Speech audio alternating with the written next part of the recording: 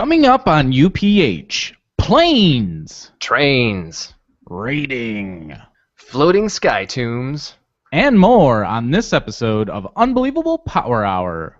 Hey, Splay! Shiggity, shiggity, swag. Guess what, idiot? What you did today? Hey, I got a new Super 88 system. You did not. Swear to God, I got it at Chunky's for $2, eh? Oh, yeah? Let me see it. Wow. That's you like that, idiot. I got it. You don't.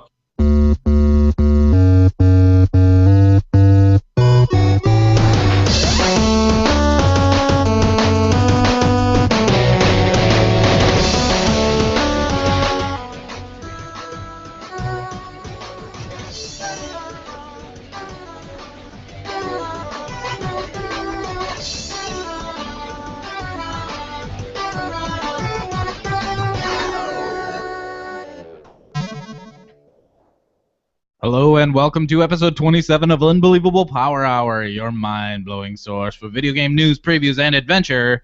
I'm DeHaan, and with me today is my gaming blueberry brogurt, Aaron, fruit on the bottom, Wiesinger. What's up? What do you think of that intro? I would take a blueberry yogurt. That sounds pretty good. And you know, we could take it one step further and say that my name this episode is Danon. Because your name's Dan? Yes. And fruit on the bottom. What's your favorite Danon flavor? Blueberry. Oh. That's why I wrote it in the intro. I'm fine. How's it going? Good. How are you? I'm fine. All right. Tolerating life. And that's been another episode of... You know, back to the Danon thing, I actually use Danon as, like, my name in, say, high fantasy RPGs. Danon is my... Because it sounds a little bit like Ganon, so I like that, because I like Zelda. I was kind of surprised, since I've known you, like, that's not an oft-used nickname for you, Danon. No. I kind of a lot of people call me Double D. Yeah. Yeah, that's a common nickname. Yeah. So what'd you do this week? I watched a lot of TV. I finished watching up to the point that I wanted to for Game of Thrones and kept up with that itch for what am I going to watch next. And there's a moth in my place. Then I started watching or rewatching Lost because that was another show that I didn't finish. I was thinking about it. This is the year for you to finish video games, and this is the year for me to finish TV shows. That's good. Yeah, I like that. Yeah. TV's way easier though. Yeah. You can just inactive. Kick back. Back to your first comment. You said I finished up to the point that I wanted to. Did you just pick an arbitrary episode of Game of Thrones? And I'm stopping at season 4, episode 6. No, I stopped at the end of season 3. Because we talked about last week, like, I'm not sure if I want to watch season 4 or read the book first. Oh. So I kind of stopped. Gotcha. Yeah. All right. What about Lost? This is your first watch through? No. I think I got through, what are there, 5 or 6 seasons? More? There were 6, I think. Okay. I maybe had like 1 or 2 seasons left, and I stopped mid-season somewhere. Mm-hmm. So I watched a lot of it, but never finished. So gonna polish that one off before I get it ruined by anybody. And hopefully you won't be one of those people that are like, "You guys lied," and that's all I'll say. Yeah. Because then you're watching it wrong. Oh. And you're dumb. I mean, for the simpletons out there, it's a confusing show for the simple minds. But for I am sort of dumb. Superior intellect like us, pretty easy to comprehend. Lost is one of my favorite shows. I wish that it would come out now. I wish it would have come out now because it was still airing during the time where it's like, we gotta have like 24, 25 episodes a season, no matter what. Yeah. And so television's really changed now, thanks to HBO and AMC, where it's like, yo, you can tell a good story in 12 episodes, and people will slurp that down and love it. Yeah, I was sort of shocked. Like when I downloaded Lost, I saw that it was like 22 episodes per season. I think I was like, 24. what the hell is this? Yeah. I'm used to watching exactly like you just said, Breaking Bad and Game of Thrones, like 10 to 12 episodes. That's it. And they finally got to that point when, and they kind of started on that trend a little bit where they were like, listen, we're ruining this show.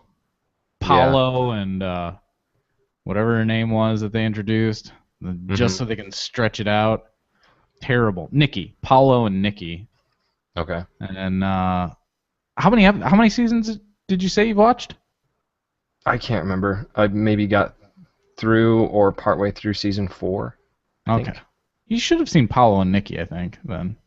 And how terrible they were. So, I do know that I really hate Claire.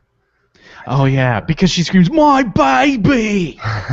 She's always just, like, bawling and hyper emotional. Where's my screaming baby? At everybody. I was like, oh, man. That was the worst. Yeah. She's pretty terrible in this season. In the first season. It kind of it got me to thinking about hypnosis. And why? Could you imagine Claire trying to hypnotize you? And just basically all Australians are probably... You're getting sleepy! Look into my eyes! They're all terrible at Wrong career choice. Even just trying to talk softly, it's just grating. So you're just saying the Australian accent in general is not terrible for hypnosis. In general, or just hypnosis? Oh no, I don't just flat out hate it. I just think it's not designed for that because just try to even softly talk. Eyelids. You're no longer a smoker. When you wake up, you no longer have a desire to smoke. It feels like some sort of weird propaganda. It's like not really helping you. So I continued some TV this week also. Yeah. We finished The Office, and those last 2 seasons, they're so tough to watch. I don't think I stuck through. You're lucky. I didn't. I mean, there were a couple episodes that were like, part of the episode felt like the, previous greatness. Right. But it's just, I hate Andy. He ruins the show. I don't mind early Andy where he, is just a sideline character and, that he just irritates people. Yeah. But then you take that character that irritates everyone on the show, and then you're like, hey, let's irritate the audience with him. All the time. Wouldn't everybody love that? There are some little bright spots here and there, but for the most part. And then some of the storylines just get ridiculous. Like, just not funny at all. Mm-hmm. Spoiler alert. Okay. Angela marries a state senator. Yeah, I remember. Who turns out to be gay. Mm-hmm. Oscar ends up having an affair with him. Right. And it's just like more sad. Yeah. Than anything. It's just like, wow, this is awful. I mean, this would be terrible to go through. Yeah. And then Jim and Pam's relationship get ultra real, and it's just Andy goes berserk, just really annoying. Mm-hmm. I can't stand his singing either. Yeah, I liked it the one time when they did it in the car. When I was like, how about some tunes? I liked it when he was terrible like that, but then eventually they tried to make him a good singer. So towards the last season, then he's this just this great, everybody's like, oh, he's so good, and that he wants to seek a career as an entertainer. And Oh, stuff. wasn't he in like a musical or something at one point? Yeah, he was. But that was when he was still kind of terrible, Okay. too. But so, yeah, we finished that, and it was just kind of a bummer. So. Yeah. Before we move on to games, I just want to give 2 little tips out to people. 1, do you want an amazing hamburger? Sure. I do. We all do. 1. Come on down to Dan's Hamburger. Dan Burgers. I started eating grass-fed hamburger. Uh-huh. That alone tastes amazing. But if you want to make an amazing hamburger, mix in a little Lipton onion soup mix. Okay. And some water. So you take 1 packet for every 2 pounds of beef. Okay. And then I think a half cup of water. Mm-hmm. Grill that baby up, and you've got the most amazing tasting hamburger. Get a nice soupy tasting burger. Yes. Love it. Nice. Last tip. If you want an amazing cereal, sure, we all do. You got this pinned down. You got to mix the puffs, is what I say. Uh-huh. Every morning I like to mix the puffs. Cocoa Puffs, equal parts Cocoa Puffs and Reese's Puffs makes for the best cereal in the world. That sounds awesome. It is awesome. It's just the right amount of chocolate, just the right amount of peanut butter. Can you please take advantage of Hayworth's facilities and like hyper slow motion cam pouring 2 sides, one side the Cocoa Puffs, the other side the peanut butter, and then splashing into some milk? I like that idea. 1,000 frames per second. Yeah. And then it just dribbling out of my mouth at 1,000 frames per second because I'm just eating. All right, let's talk about some games.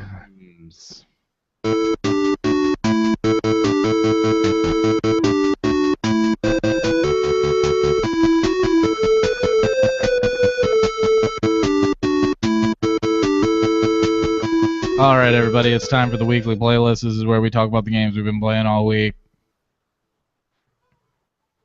Can I go first? Talk about some games. Because my gaming week is way boring, and I'd like to end on a high note.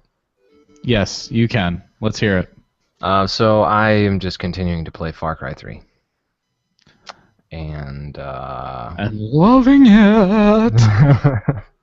Yeah, I've had some back issues, so I've been trying to like stay out of sitting in a chair as much as possible.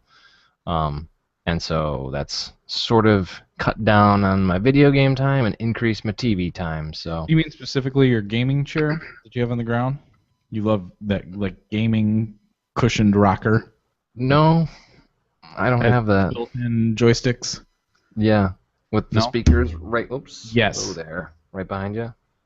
It Yes. looks like a racing car seat. Yeah, Yeah. exactly. I wish. That may be what ruined your back in the first place. That hyper curvature that makes you ruin your body. Scoliosis chair. Yeah, that's what they call it. So, The Scoliotron. as you continue Far Cry 3, Yeah, you're continuing the game, so I'm guessing you like it. I do. It's pretty good. So what do you- I'm continued still impression? like able to stick to like the main story quest pretty well. I find it's more navigable than like the Assassin's Creed. Yeah. And I think it's easier to stay on target when you're trying to go through the main quests. Star Wars. What a nerd. So yeah, it's fun, and I'm pretty sure I'll be able to beat it. Except uPlay updates really terribly, like how far I've gotten in the game. Yeah. It just constantly says 33%. You're I'm sure 33% there's just, through. like, random check markers that you've got to hit before it'll update. But it crashes randomly. Oh, really? Yeah, just. Do you app notice crash. any screen tearing? No, No, I've had a little screen tearing when I play it. you're on PC, right? Yeah. Yeah. Yeah. So Yeah, that's my third week of talking about Far Cry, so I don't want to talk about it a whole lot. What do you think of Still uPlay? fun. Let's talk about uPlay for a second. Okay. What do you think I of the haven't- interface? I haven't really done anything else with it. I'm just sort of annoyed because I bought it through Steam and didn't know in the first place that I was going to have to use uPlay. That's how they get you. Gotcha. It's Steam DRM, but it's also uPlay. Yeah. I don't hate it. I just don't use it. It's just sort of there in the background. I Do you shop in it, or... I've honestly never done anything aside from close it when I'm done playing. I actually don't mind it. I Yeah. like the interface. No. Mhm. Now, I will say, because I think Steam needs some love. And as far as like the look, the feel of Cotton and of uPlay, I kind of dig it. I'm looking at it right now, and I like how everything's kind of laid out and integrated, and it's pretty nice looking. Pretty nice looking thing. I'll be the judge of that, if you don't mind. Yeah, go ahead. It's, Go ahead. So far, it's taken a while to log in. I'm not a fan. Do you have any plans Really to long play time. anything else ever again? No, just Far Cry 3 every week. All right. You're welcome, gaming fans. I had a game-malicious weekend or week. Yeah? What you Yeah. got? Number one. Well, the first thing, I think it was last weekend, Brittany and I played some Age of Empires 2. Mm-hmm. So we had played through some. We've got like 20 hours in Age of Wonders 3, Mhm. and Age of Empires? no, Or Age of Wonders 3. 3. Yep, we played our first game, and it probably took us about 16, 17 hours to play. Mhm. We did terrible, Mm-hmm. so that was no good. But we've started another one now. We understand the gameplay a little better, so Mhm. now we got destroyed by the CPU. You said that was hot seat style, right? Yep, it's hot seat style. Yeah. So then I was just kind of like in the mood to play something a little different, but still in the 4X realm. And I was like, hey, let's go old school and try a little Age of Empires 2. Yeah. And that doesn't have hot seat, unfortunately. That would be nice, but it doesn't. And we started playing, and I love it. You know, most people probably know what it is, but for those who don't, it's a 4X strategy. Where you're kind of doing a little empire building, except you're more on the ground floor. You know, you're micromanaging more your units and paying attention to just one community. Mm-hmm. Does it get like the person, like one person you control kind of thing, or? I mean, there's multiple people, but you highlight one person. Okay. Like you'll create a worker, and then that one worker you assign to a task. Sure. Whether it's wood, you know, collecting wood, gold, food, any of that kind of stuff. Building, Yeah. the one person does it. Mhm. But the thing that I tried out this week when I played it, Steam Workshop. It's pretty cool. What is that all about? Steam Workshop is basically, you know, modding. You can mod your games. Modding does a lot of different things. You can have different, you know, new campaigns. You can update the graphics. You can put some of your favorite characters into a game that those characters don't normally exist in. Mm-hmm. Tons of stuff. You can do so much with it. Well, that has generally been a manual process. Right. Steam Workshop makes it easier then for you to apply mods to your game. Really easy. So any How of do they these do games, that? any of these games that support Steam Workshop, you can go into the workshop portion of the game in the Steam client, Mm-hmm. and you can start, you know, browsing through all of the mods available, Mhm. and all you do is click subscribe, and Yeah. then suddenly your game's modded.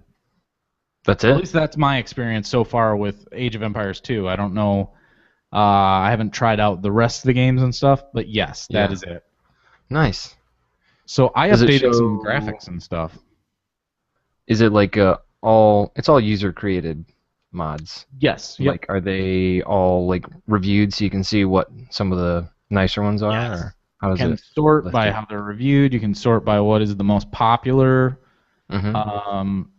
Yeah, it's pretty awesome. I updated some water effects so that the water looked, crystal blue, and then a little bit of the graphics too. So Yeah. it was it's really neat. I think it's awesome, and I want to start doing it more. Started Very looking cool. at all the different games that have Steam Workshop support, and it's just one of those things that you hear about but you never look into. You're Mhm. like, whatever, I'm not interested in that, and then you realize, wait, I am interested in that. I'm real interested. I can put Daryl from The Walking Dead in Left 4 Dead 2. Thank you. Thank you, Steam Workshop. Yeah. So, yeah, pretty cool. That's awesome, because modding is sort of a big pain in the ass. Yeah, it can be, yeah. I mean, it can be, yeah.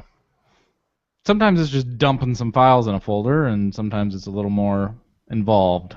Right. I also, I just briefly, I played some more Marvel Heroes 2015. Mm-hmm. If you like Diablo and you like superheroes, beep boop beep, they make a baby, and it's a pretty cool game. Nice. I played another mission in that, Mhm. and I'm digging it more and more. I mean, it's fun. Yeah. Kind of wish I didn't use Hawkeye, but we'll see if I start liking him more.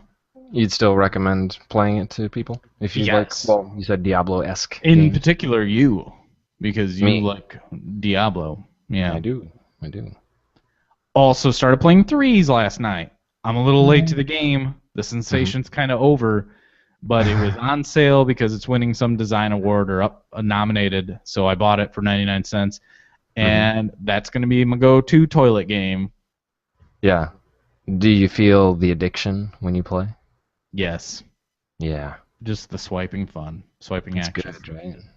So those are little quick ones. Played Mhm. Tomb Raider more. I'm 7 hours into Tomb Raider. Mhm. Still loving it. Gonna beat it and add it to my list of games to beat.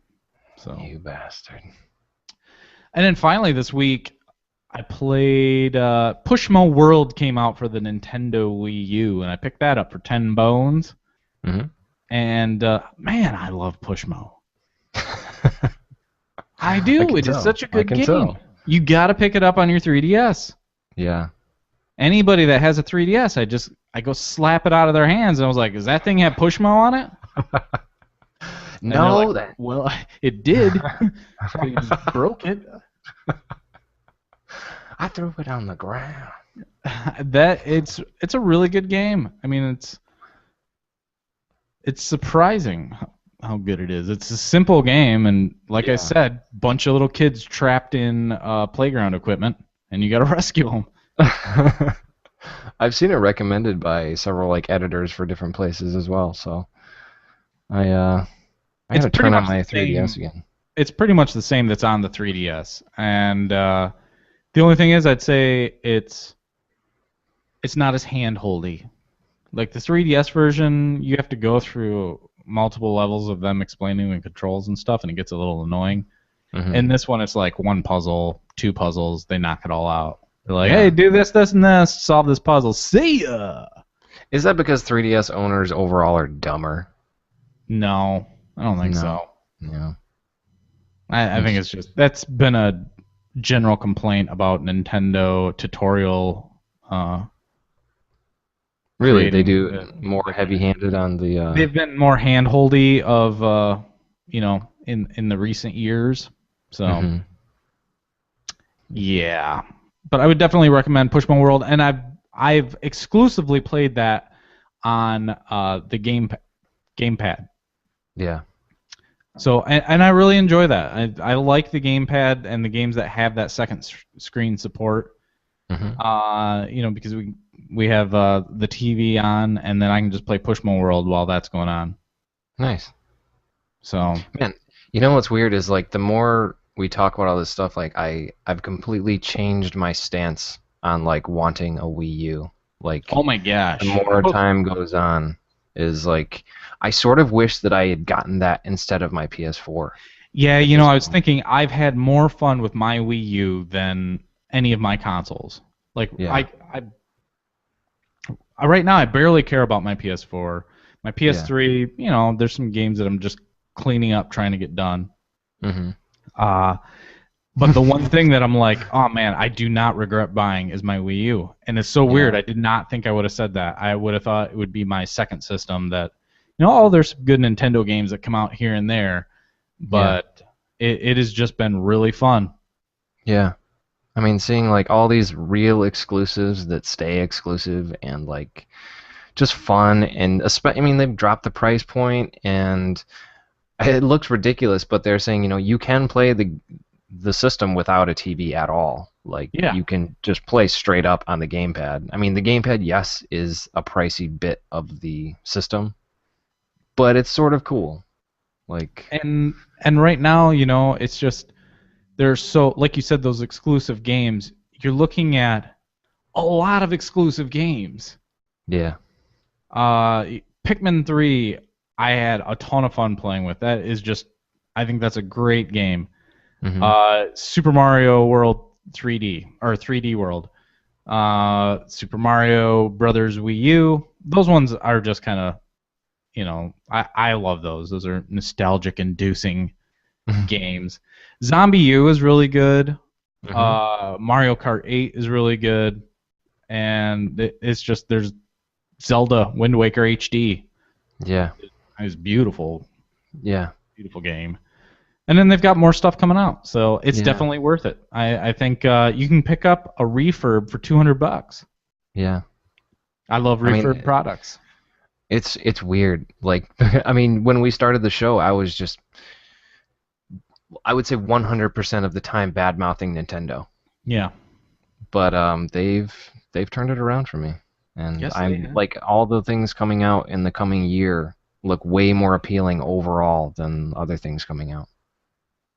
Agreed. You ready to get on to some news? Let's. All right, here we go.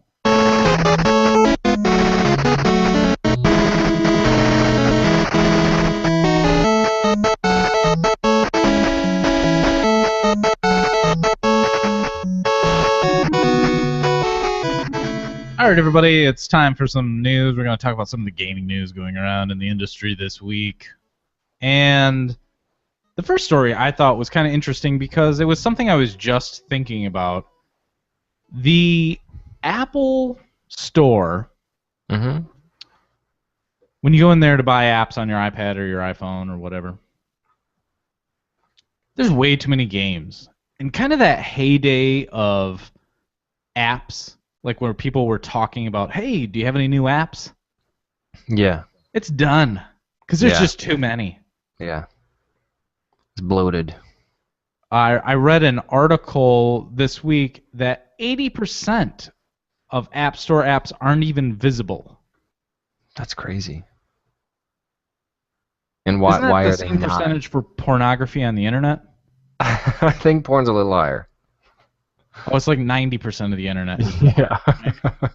Yeah. So for an app to even be visible on the App Store, it has to rank 39,171. Right? Seems pretty generous. On the top. Yeah. Yeah. But so how many that's apps? 20% of the apps right there. Yeah. That's insane. Yeah. That many people are writing apps that often. Which doesn't, I mean, it seems kind of crazy, but not really, because I know of probably 4 or 5 people who are developing apps right now. I don't know if they're good or not, but they're talking about developing apps. Yep, so I've got friends that are developing apps too. They're games or other types of apps. Which is cool, but sort of it's pointless if you want to develop for the iOS devices now. I mean, of course, unless you really strike it big. Yeah, you have to have a very unique idea that catches on, and that somehow you market well enough that it gets seen. Because otherwise, you know, it's just going to sit there in a pile of Yeah. app ashes. No, do you know if this is like a similar situation in the Android market, or is this just specific to iOS? I would have to guess that the Android market is even worse, just because there isn't the same like curation that goes on with the Android market. Right. Anybody can make an app, and there's just a ton of crappy apps out there. Yeah. We shouldn't start an app company called Crappy Apps. It's fun to say. Crappy apps. Crappy Apps. So moving on to our next story. This week, there was a Skullgirls player that accidentally admitted piracy Yeah. to the creators of This Skullgirls. is awesome. Yeah. Good job, moron. I think the cooler part is how the Skullgirls creators respond to it. They're just Why don't you tell us, Aaron? they're pretty jolly. And who is it? Dan Hibiki? Hibiki. Yeah. Hibiki. He asked about an error message or a notice that came up while he was playing, and it says, "What is the square root of a fish? Now I'm sad." And he Hey, asked what's the up with this creators about it. Oh, that's what happens when you pirate the game, says the creators to the guy. And he backpedals and says, "Oh, I've got it on the PS3. As soon as I'm done evaluating, I'm gonna pick it up and all this stuff." And they're like, whatever." Sure, liar. Yeah. But it's cool. I think that the who's it? Lab Zero had a pretty appropriate response, which was to just not really care that much at all. Well, that's good. I like that. I get irritated with, not that I think piracy is okay, but I get irritated with companies that are like, we're losing billions of dollars due to piracy, and I'm like, Right. how do you even quantify that at all? Right.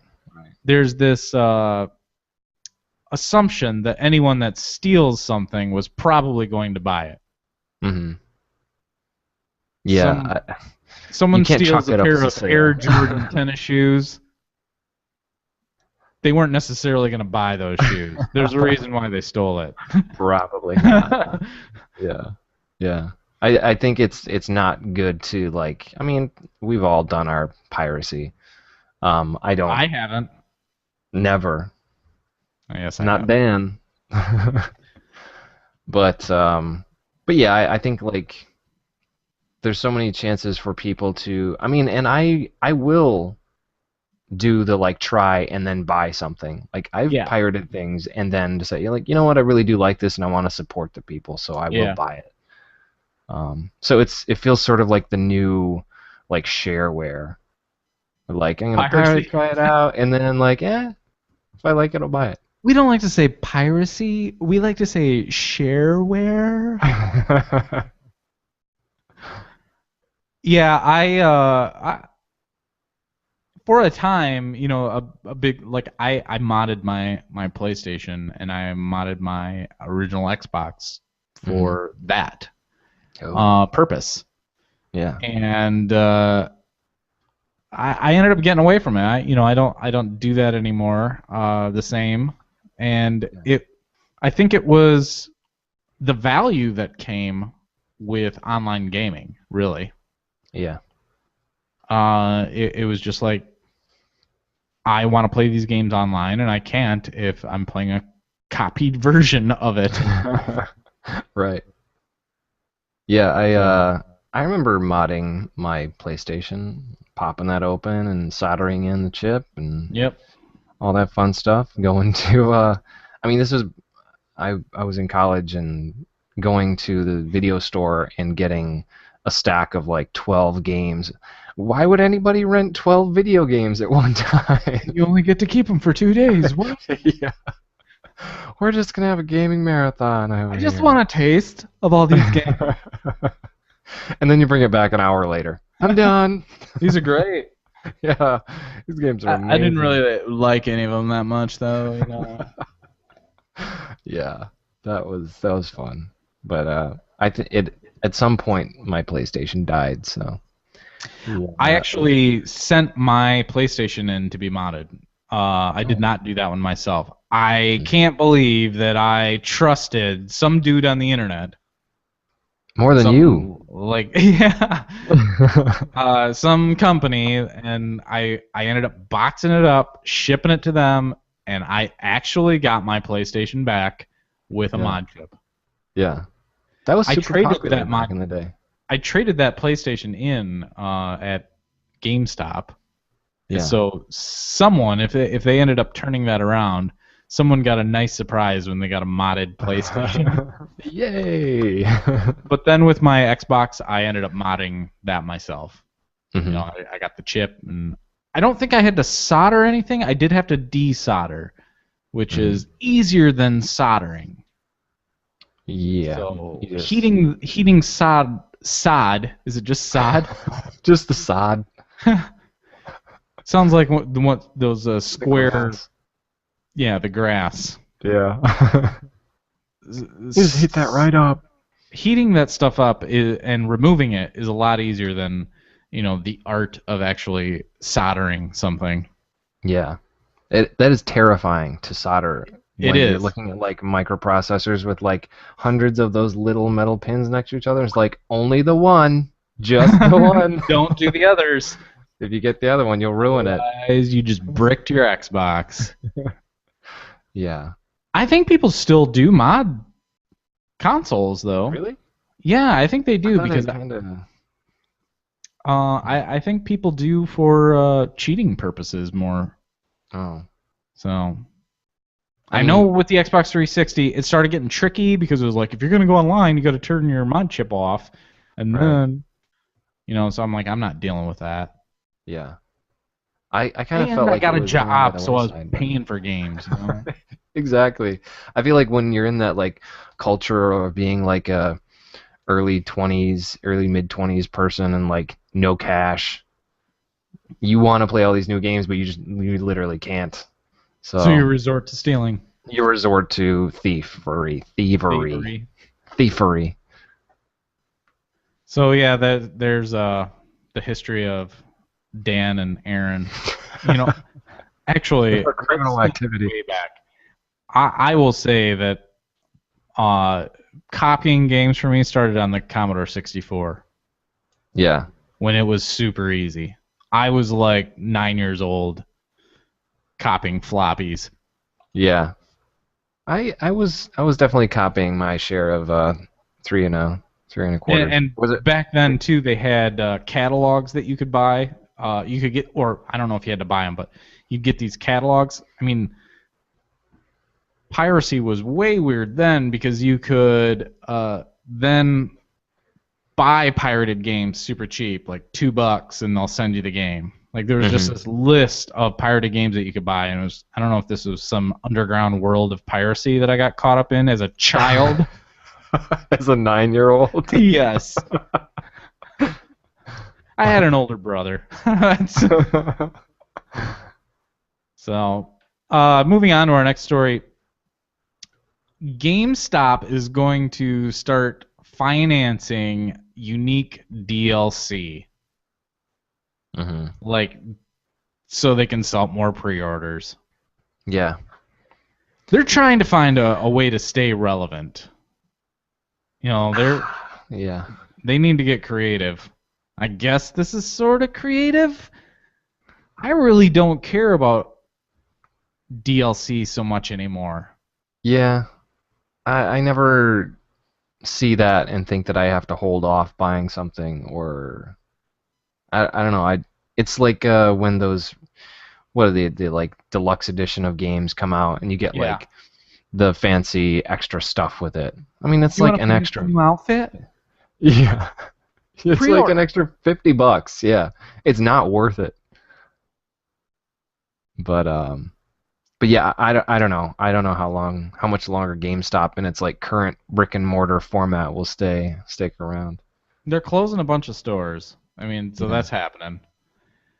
I think they should have done it quicker. I mean, the writing was on the wall with Steam. That was kind of the, hey, things are going to start going digital real fast. Hey, GameStop. I've bought some digital games on my console, too. Mm-hmm. Now, the only thing I will say is console sales for digital games are terrible. Really? They're just, I mean, like Call of Duty Ghosts was on sale for $45. And, you know, you can go to the store and pick up a hard copy of it on a Blu-ray for $39. Yeah. So, you know, it's just like, come on, you guys should be cheaper. Yeah. Why aren't They you haven't cheaper? quite gotten it yet. Yeah, and it's just like, you guys got to figure this out before people really will adopt digital sales. Yeah. But they get into this weird thing with the brick and mortar stores. Because it's not just GameStop. It's Meijer, it's Walmart, Target, all of those stores that, you know, if things start going cheap in digital, they're going to pull all the sales away from there, and then the stores are going to be like, well, we're not going to carry your other stuff. Yeah. If you're going to do this to us. Yeah. I hope that none of the brick and mortar places close. I know it's not a wise business decision to keep all these open, but if you are bored and you're in a store or in a shopping complex, and you're like, you know what, I got 10, 20 minutes to kill. I'm going to go walk around and look at some games. Yeah. Do something to kill some time. You got nowhere else to go. Well, Go away. yeah, I think, yeah, it would stink if they all go away. They just have to figure out other ways to, you know, either offer other services or something. They got to do something different. Right. It's like I stopped buying things at Best Buy. It was just a time-killing place for me. Yeah. Just browse what I will buy online later. I'm on my lunch, and I need something to look at. All right, and then our next story this week. Wait, I'm super. Can I say one more thing? Yes. About GameStop, I kind of find it hard to believe that they will have a share in like keeping these things exclusive to them, but they say they will not hinder in the creative process. I kind of don't know if I believe that. Like, you're not going to see GameStop advertising or something coming up in games. Well, is that necessarily what they mean, or are they just saying we're leaving it up to them to decide what this DLC is, but we will finance it? I don't know. Yeah, just that's kind of, it's a little vague what they're saying, and yeah. Because I wonder, you know, I didn't necessarily go towards advertising. I went more towards whether it's the deadline of the game or whether it's the type of content that's being created. Yeah. But I agree. If they are truly hands off, then like more power to them. But I don't think that that's really that common. I just wonder if they're going to see a return on this. I mean, yeah, it's got to be something like, I mean, with say Assassin's Creed. Mm-hmm. They've got so many outfits, and they could just say, "Oh, we'll let you have this outfit, and this will be your exclusive, and this is how much you got to pay to make it exclusive." Right. To GameStop. So yeah, right. I just think it's kind of getting towards that last ditch efforts to keep an old business model alive. Right. Because pre-orders are dumb. All right, so moving on, I'm really excited about this. Rogue Legacy is coming to the PS4, PS3, and Vita this month. Cool. Or, no. Is it this month? Later this month. Oh, suddenly I saw August. I was like, I thought it was July 29th, but I was reading something else. I'm super excited about this because I think it'll be perfect for the PS Vita. I'm going to play it all the time. One of my favorite Vita games that I just continually play is Spelunky. I love Spelunky. I play it all the time, and Rogue Legacy is perfect for that kind of play. Yeah. I would agree. I don't know if I would actually pick this up again, though. Like, I feel like I've gotten my my Rogue Legacy time in. I don't need to get, like, another version of it. If you've never played it, absolutely. Like, well, I mean, you don't have the Vita either, so... Right. I mean, I don't see a reason for going... You're not getting anything extra going from the PC to the PS4. I'm getting the value of mobile. Right. Portability. Yeah, portability. Yeah. Exactly. And I didn't play it nearly as much as you did. Yeah. You went insane with it. I did. I had a problem. So super excited for that. It's a really good game. If you haven't played it, play it. It's fun. It's got a retro feel. It's a roguelike. It's fun. Last story of the day. Hearthstone Naxxramas DLC. They've got some pricing that came out for this. It's very interesting pricing. Just straight up, if you want to buy it, it's going to be $25 to get this expansion for Hearthstone. But there are other ways that you can get it. All right, one, you can play a lot of Hearthstone and get them for 700 gold each. That's a lot. Yeah. That's a lot. That is a lot of gold. But it's not unobtainable. Nope, it's not unobtainable. It's not unobtainium. No. That was the dumbest thing ever. You can't. It is obtainium. You can also get the first wing, as they're calling them, for free. So we should explain the launch wings. Like, what are these? The Naxxramas is this floating necropolis where each month they'll open up the Arachnid Quarter, and then the Plague Quarter, the Military Quarter, the Construct Quarter, and Frostworm Lair.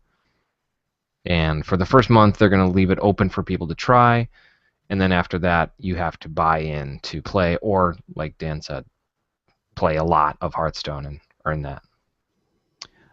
Are these just different play modes? No idea. Or are they part of the... it's kind of a campaign, I thought. I have no idea what these heroic modes and bosses are. I haven't played Hearthstone in a bit. This kind of makes me curious to pick it back up and it's perfect timing because I haven't played in a little while, and I was like, do I want to play some more Hearthstone? And I'm like, oh wait, I'll just wait for that thing to come out and then I'll play it.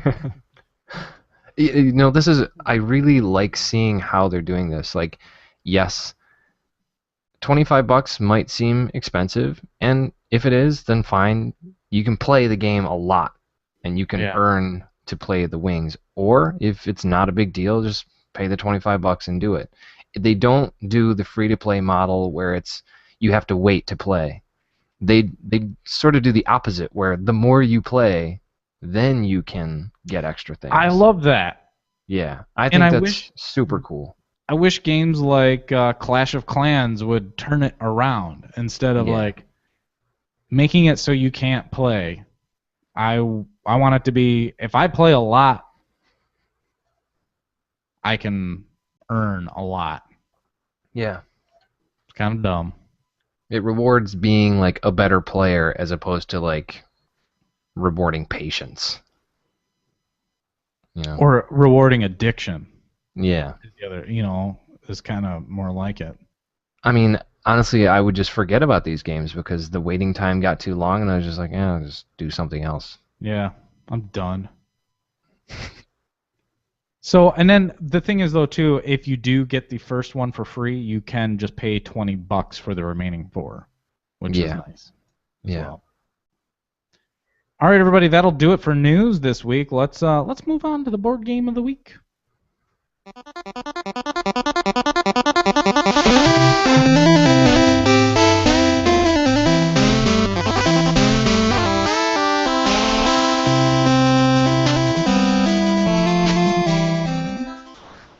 Maybe we should call this Tabletop Tips. Tidbits. This week's board game is Steam Rails to Riches. This is one of my favorite board games of all time. Now, for any of you out there that play train board games, this is a train board game, by the way. Like Ticket to Ride? Yeah, sort of. Same thing. Both trains, yes. Yeah. This is I'd say a heavier game. Ticket to Ride is a light game. one that the kids can play. This is one that is for adults only. For the adults. Not in the way that my sensual voice just implied. Oh, that's too bad. So in Steam, what you do is you build railroads and deliver goods. You're laying tracks across like a hexagonal map. Mm-hmm. And those there are cities throughout this map, and they all have goods on them, like little cubes. And you're trying to build tracks and deliver cubes from town to town. You score points for how many hops those goods make. Yeah. You want to be a railroad tycoon. Nice. It's got some different elements in it, like a lot of the games that we play have roll. Oh my gosh, not roll like in dice, but ROLE. Mm-hmm. That you select a roll for your turn or what your action will be, and you get like a bonus for that kind of thing. So, this turn I am going to do this, and you get to do that. You get a bonus for doing that. You get to be the first that gets to do that. All of those kind of things. There are multiple train games like this. There's this whole saga around these Steam games because there's one called Age of Steam. There's Steam Rails for Riches, and then there is Martin Wallace's something train game. And there was this whole like lawsuit. I think they're all designed by the same guy. Yeah. But it depends on what company publishes it, and there's a whole big lawsuit around this. He's got the monopoly on train games. It's just crazy. So look into that if you want to know more. But I think Steam's a really good game. It's for 3 to 5 players. It takes about 90 minutes to play. Mm-hmm. And it's got a lot of strategy. It's very, there's almost like no luck. This is just pretty much all strategy. Very much about the economics and how you lay your tracks out, and I think there's something to if someone else has to use your track, they get points, or you get points for them having to use your track to deliver goods, and it's a lot of fun. It's an auction bidding. There's a lot of auction stuff, like I'm going to pay this much and all that kind of stuff, and it's a lot of fun. Cool. Have you ever played it? No, I just keep imagining Ticket to Ride, but I know that it's not like that because it doesn't sound like Ticket to Ride. Yeah, you're a jerk. Yeah. If you call it Ticket to Ride. Yeah. I think Ticket to Ride's a bad game. No, I think Ticket to Ride is a fun game. Yeah. Yeah. But it's super simple. Very simple. Oh, that other Martin Wallace train game is called Martin Wallace's Totally Renamed Train Game. It was just him kind of being a... That is quality... Yeah. Quality wienership. So I really must recommend, this is a must-own board game. It's a deeper experience, and you will enjoy it if you like trains, if you like hexagon tiles. I like hexagons. If you like eating pizza. Does that happen? If you make it happen. No. No, you've got, I would say, 200 board games. Would this be one of the games that we should definitely play? I think so. I have not played this in a while, and I really want to play it. And yeah, I do think so. We do need 3 players, so we can teach Brittany how to play it also. Yeah. But yes, definitely a game we should play. We could teach Amelia how to play it. So she's a smart girl. She'll pick it up. So, all right, everybody, that brings us to the end of another episode. It's time for closers and plugs. All right, you can email us. We are podcast@uphshow.com. We are on Twitter, and our Twitter handle is uphshow. And check out and like our Facebook page. We're at facebook.com/uphshow. Please do that. Yeah, that'd be nice. Come on. Don't make us beg. Subscribe to us on iTunes, rate and review, and then we're also on Stitcher. We are. And we also have a Steam group. We are Unbelievable Power Hour. I'm Dan DeHaan. I have a website. It's dandehaan.com. And my Twitter handle is @dandehaan78. I'm Aaron Wiesinger, and I have aaronwiesinger.com. I'm at a Wiesinger on Twitter. And finally, we are also on YouTube. We post this podcast on YouTube. And we've got other delightful video game related stuff to watch on YouTube. You can find us at youtube.com/UPH show. That's it, everybody. We hope you have a good week and a great summer. A bitchin' summer, everybody. Bye now. Bye. Oops, I had the volume down. Hey, hold on one second. Bye.